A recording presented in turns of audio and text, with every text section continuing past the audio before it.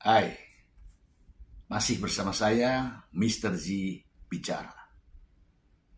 Tentu saja bicara tentang kebenaran berdasarkan fakta, data, dan realita. Di episode sebelumnya, kita sudah ulas bagaimana pernyataan pengacara Baim Bong, Fahmi Bahmid, yang menjelaskan tentang adanya saksi hot.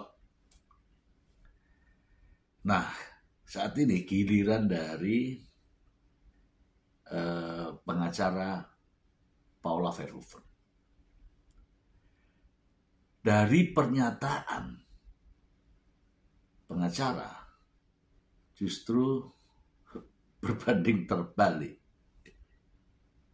Pengacara Paula bahwa apa yang diberikan oleh hakim untuk kesempatan memberikan penjelasan justru disia-siakan katanya. Dan belum fokus kepada persoalan yang menjadi pokok dari masalah ini. Benarkah demikian? Mari kita simak pernyataan berikut ini. Kami mengkonsentrasikan itu tidak kuat. Di dalam suatu pembuktian dia harus dinamakan primat faksi, suatu fakta yang memang benar-benar kuat. Ya. Nah, oleh sebab itu makanya nggak perlu banyak, gitu kan. Tetapi memang bukti itu memang kuat, langsung ke titik persoalannya. Ada titik-titik dalam hukum itu, ada titik-titik akupuntur sebenarnya yang bisa dipergunakan, yang dilihat bahwa inilah sebenarnya titik lemahnya di situ bisa dimunculkan suatu fakta yang prima. Nah, jadi oleh sebab itu kami menilai ini tidak kuat. Walaupun mereka pergunakan pada saat ini ya, tapi kami menilai itu mereka menyia-nyiakan. Itu sih ininya ya. Nah, kemudian yang kedua terkait dengan data elektronik ini.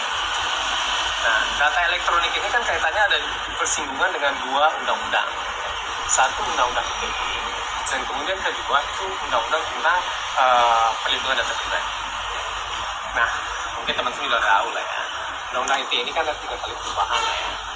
Ada 1998, kemudian 19 tahun 2016, dan kemudian terakhir itu 1 tahun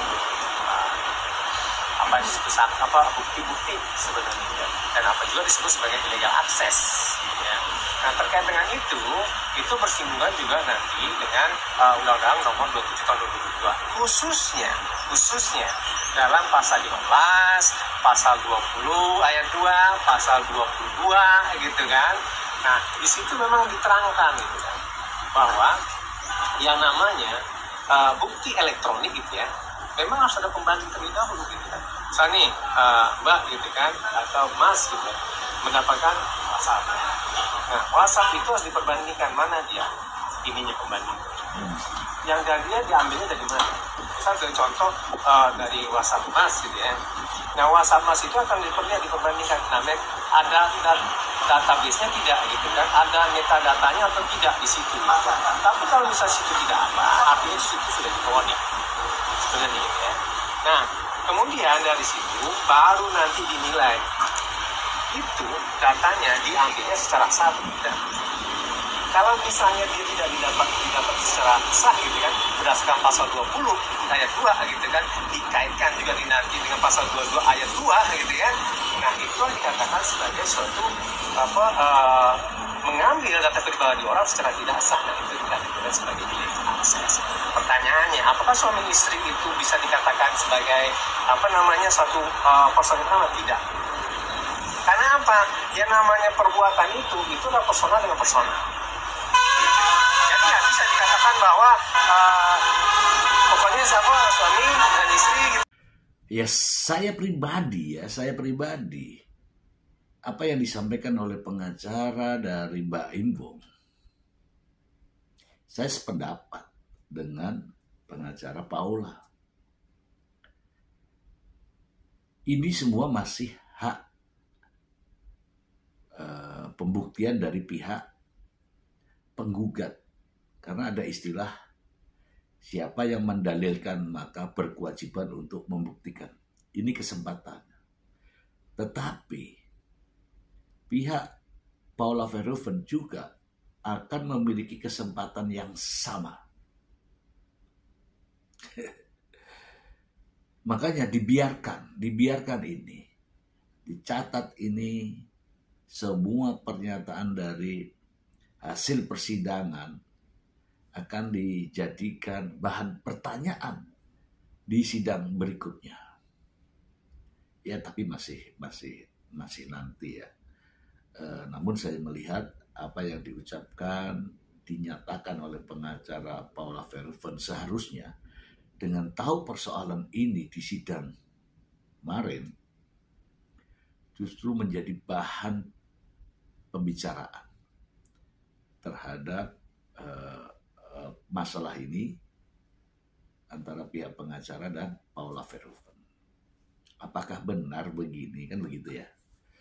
Dan saya yakin Paula juga pada akhirnya akan datang untuk memberikan penjelasan.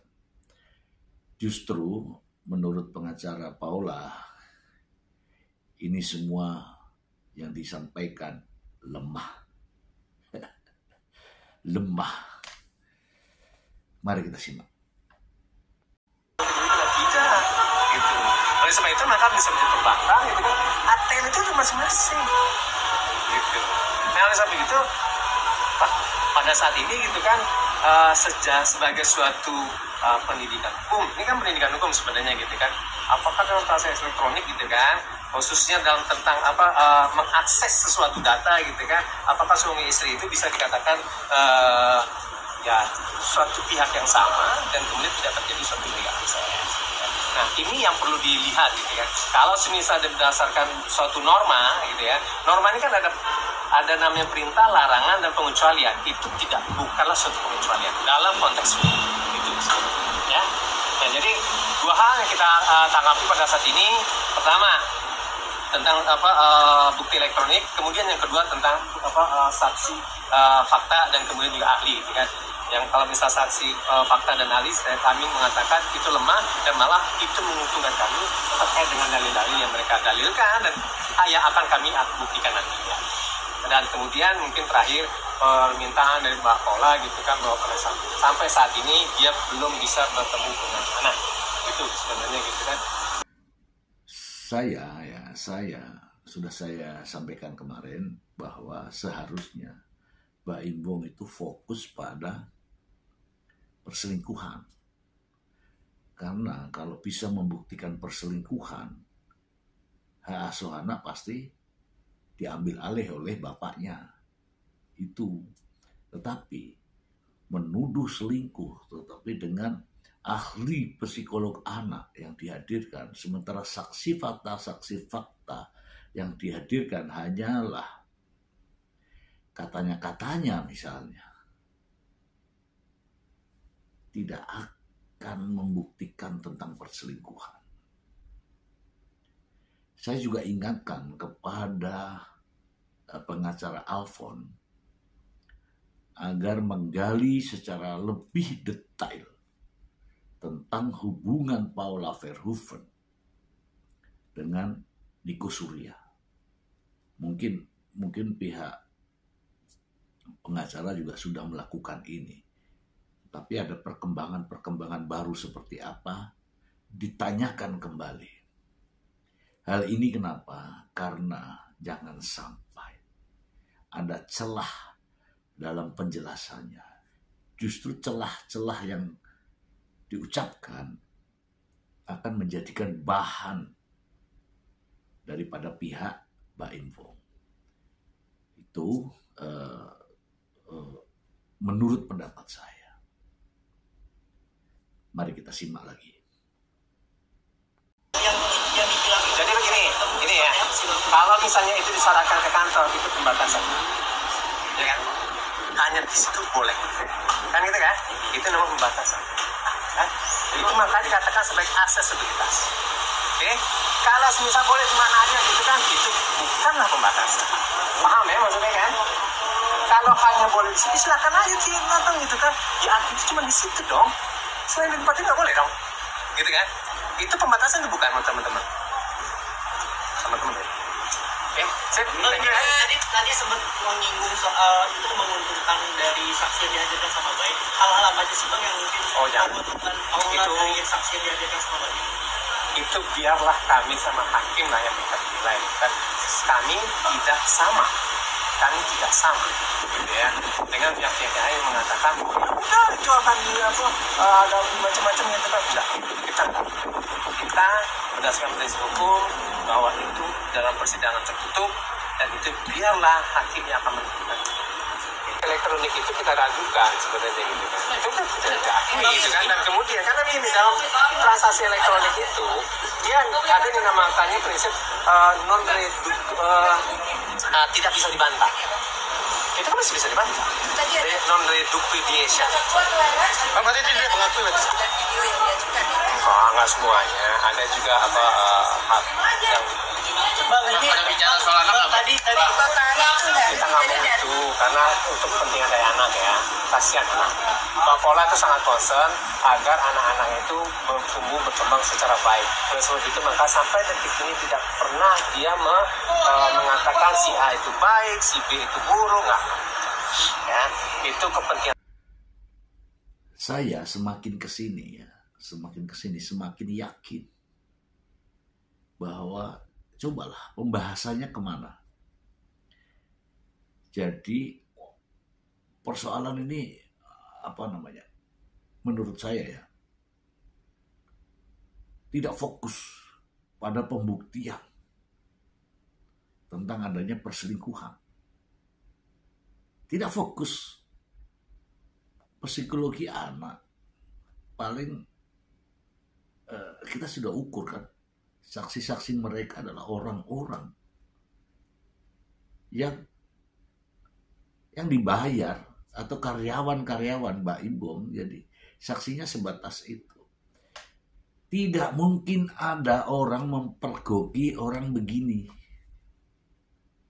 orang selingkuh, omong kosong. Jadi ini sebagai penggemar dari Paula Verhoeven dengan persoalan ini, justru saya ingin Paula Verhoeven terbuka dengan Alfon sang pengacara agar melihat secara detail apa-apa yang sudah diberikan oleh saksi-saksi pihak Mbak Imbong, agar di belakang nanti semua bisa dipatahkan. Dan saya yakin itu kalau saya melihat dari cara Alfon menghadapi wartawan. Ya, semoga saja ini juga masih panjang. Ya, masih panjang. Walaupun mungkin teman-teman bosan ya, saya sendiri juga bosan. Tetapi ini sebuah pelajaran berharga bagi saya, bagi kita, bagi Anda, bagi semuanya. Mengapa? Karena inilah perceraian yang terheboh. Ya, mungkin 2024 hingga nanti 2025 yang akan datang. Semoga informasi ini bermanfaat untuk Anda. Terima kasih.